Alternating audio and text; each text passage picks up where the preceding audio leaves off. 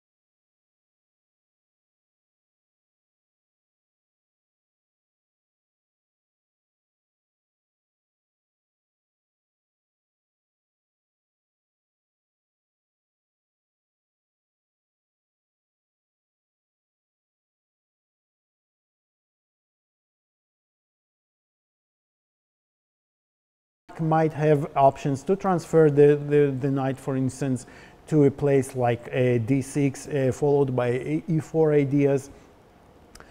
And here, after queen f3, black played f5, and after this position, the position remains balanced, but it begins to feel that black is taking over a little bit. It's a little bit more pleasant to play with black, although neither side can really make any progress until because the position is really fairly balanced.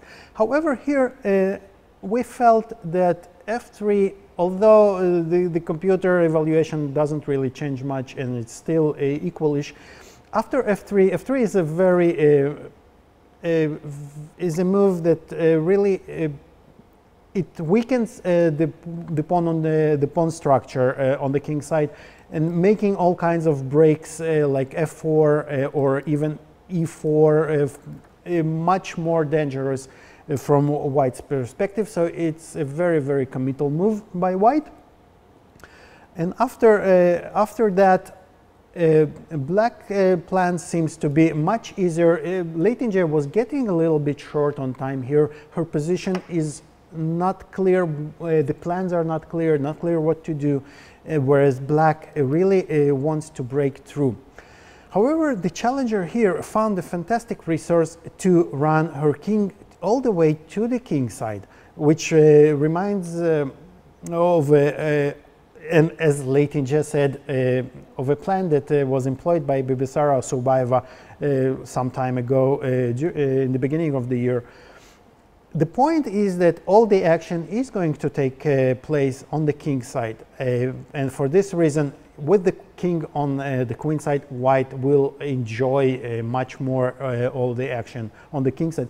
However, here black had a very computer-like way to prevent the king from going and to the king side, to the queen side, sorry, by playing bishop g7, a move that really doesn't come to mind at all, but I have to show it because that was the best way for black to go. The point is that after king e1, black goes knight f6, another move that is very difficult to see, and after king d1, the queen goes to d5.